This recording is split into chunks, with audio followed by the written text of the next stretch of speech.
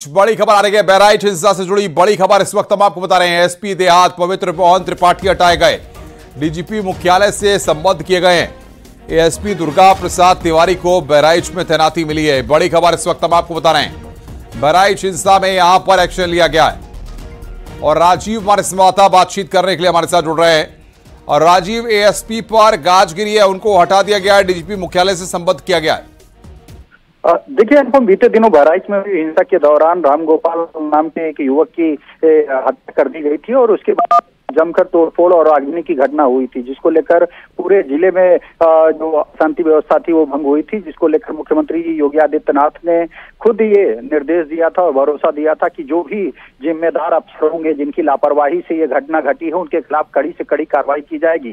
साथ ही उसी के बाद सबसे पहले स्थानीय इंस्पेक्टर को निलंबित किया गया था, स्थानीय सीओ को निलंबित किया गया था और उसके बाद अब एक बड़ी कार्रवाई की गई है। जो बहराइच के एसपी ग्रामीण पवित्र मोहन त्रिपाठी हैं, इनको हटाया गया है।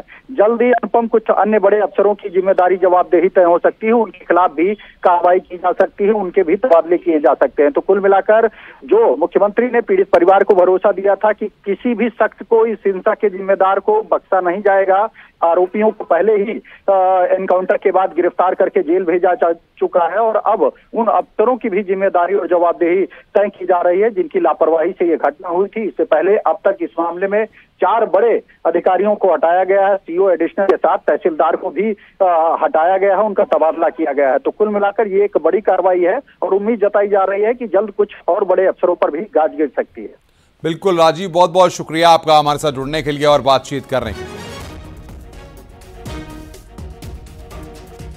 कानपुर में लापता लड़की को तलाश कर परिजनों तक पहुंचाने के दौरान एक दरोगा पर छेड़छाड़ करने का आरोप लगा है। लापता युवती को मुंबई से कानपुर लाते वक्त छेड़छाड़ की शिकायत की गई थी। परिजनों के आरोप के बाद दरोगा के खिलाफ जांच चल रही थी। आरोप सही पाए जाने पर कमिश्नर ने लाइन हाजिर किया है। थाना रेल बाजार के अंतर्गत एक जो है वो प्रार्थना पत्र गुमशुदगी प्राप्त हुई थी कि एक युवती जो बालिग थी वो कहीं गुम हो गई है, जिसमें चौकी इंचार्ज फैथफुलगंज, जिनका नाम गजेंद्र सिंह था, इनको लगाया गया था। इन्होंने युवती को बरामद किया और उसी दौरान जो है कुछ अभद्र व्यवहार और बैड टच की बात जो है वो प्रकाश में आई है। इस बात को जो है वो जब जांच के दायरे में लाया गया और जांच की गई तो तथ्य सही पाने पे तत्काल प्रभाव से इनको जो है वो सस्पेंड कर दिया गया है और इसमें जो अग्रिम विधिक कार्रवाई है वो की जा रही है। केंद्रीय मंत्री गजेंद्र सिंह शेखावत वृंदावन के बांके बिहारी मंदिर पहुंचे और विधि विधान से बांके बिहारी मंदिर में पूजा अर्चना की। मंदिर पहुंचने पर मंदिर सेवायत ने मंत्री और उनके परिजनों को पूजा कराई और ठाकुर जी की प्रसादी और अंगवस्त्र भेंट किए। तो ये तस्वीरें इस वक्त दिखा रहे हैं। गजेंद्र शेखावत बांके बिहारी मंदिर पहुंचे, विधि विधान से बांके बिहारी मंदिर में पूजा अर्चना की।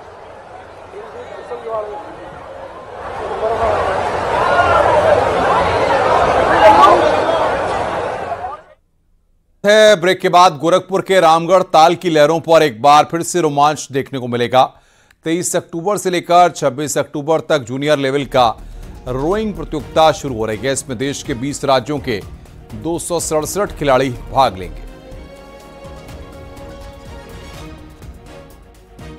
25वीं सब जूनियर राष्ट्रीय नौकायन प्रतियोगिता है, जिसमें देश के विभिन्न अंचलों से 20 राज्यों के टीम खिलाड़ी 276 खिलाड़ी भाग ले रहे हैं और ये प्रतियोगिता 500 मीटर की है। आने वाला कल को रामगढ़ ताल हमारे हिंदुस्तान में नहीं विश्व पटल लोग इसको जानेंगे, क्योंकि इतना आइडियल जल है यहाँ पे, लोकेशन है शहर के बीच में, सुविधाएं हैं यहाँ पे, इतने विश्व स्तरीय कहीं पे भी नहीं है। हम लास्ट ईयर बेलगेट जब गए थे वर्ल्ड चैंपियनशिप में, उससे सुंदर पानी, उससे सुंदर छटा बिखरती हुई ये रामगढ़ ताल है।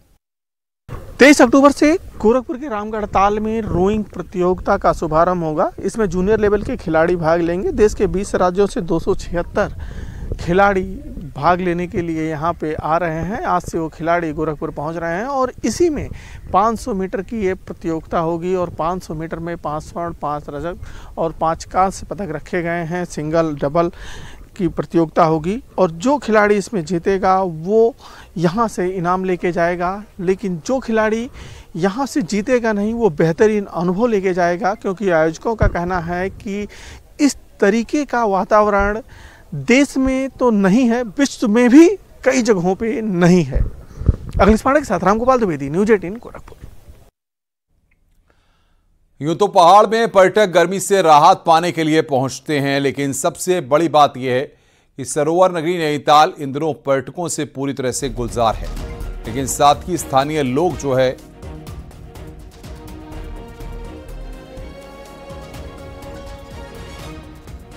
कोटद्वार के जाड़ी चौड़ समेत रामपुर और सने इलाके में हाथियों की दहशत बनी हुई है और रात के समय हाथियों का झुंड गांव में धमक जाता है और खेती बर्बाद कर देता है।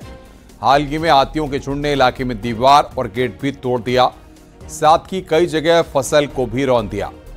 वहीं हाथियों की धमक से परेशान ग्रामीणों ने वन विभाग से इलाके में रात गश्त लगाने की मांग कर रहे हैं। दोनों ही इलाके जंगल से सटे हुए हैं, ऐसे में आए दिन इन इलाकों में हाथियों की धमक बढ़ जाती है।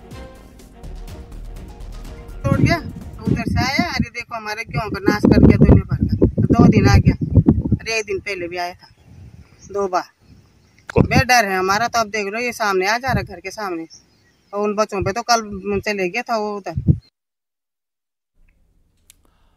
सरोवर नगरी नैनीताल इन दिनों पर्यटकों से गुलजार है, लेकिन साथ ही स्थानीय लोग जाम से बेहाल हैं। पहाड़ में पर्यटक गर्मी से राहत पाने के लिए पहुंचते हैं, लेकिन सैलानियों की बड़ी तादाद जाम का सबब बन जाती है।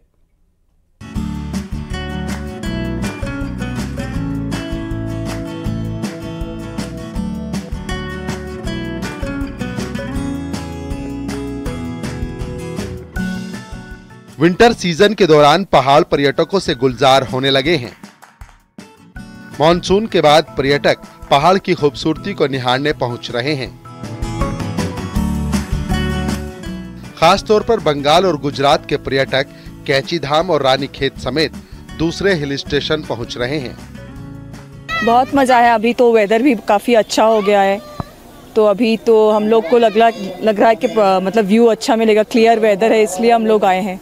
हम लोग तो पहाड़ इसलिए आते हैं कि हम लोग को हिमालय देखने को मिलेगा, क्लियर व्यू मिलेगा, यही मेन पॉइंट है। और यहाँ तो लेक है, इसलिए लेक और पहाड़ एक साथ देखने को मिलेगा, इसलिए आए हैं। गौरतलब है कि दशहरा से दीपावली तक पहाड़ों में ऑटम सीजन चलता है। इस दौरान बड़ी तादाद में पर्यटक यहाँ पहुँचते हैं, जबकि वीकेंड पर तो हालात ये हैं कि सड़कों पर घंटों का जाम भी झेलना पड़ रहा है। वहीं पार्किंग की भी समस्या लोगों को परेशान कर रही है। हालांकि पहाड़ में बढ़ रही सैलानियों की तादाद से कारोबारी और सरकार दोनों खुश हैं।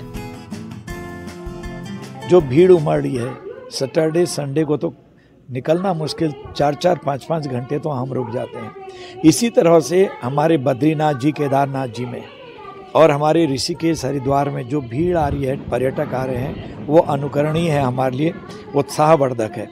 सब समस्याओं का समाधान, आप जानते हैं जैसे समस्याएं आते हैं समाधान की योजनाएं बनती है।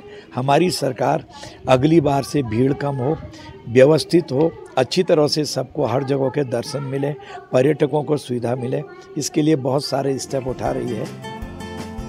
बहरहाल बारिश के बाद पर्यटकों की भीड़ आने से पर्यटन कारोबार पर पंख तो लगे ही हैं, रोजगार भी यहाँ के लोगों को मिल रहा है। हालांकि अगर सुविधाओं का विस्तार हो तो पर्यटकों की तादाद और भी बढ़ सकती है। न्यूज 18 के लिए नैनीताल से वीरेंद्र बिष्ट की रिपोर्ट।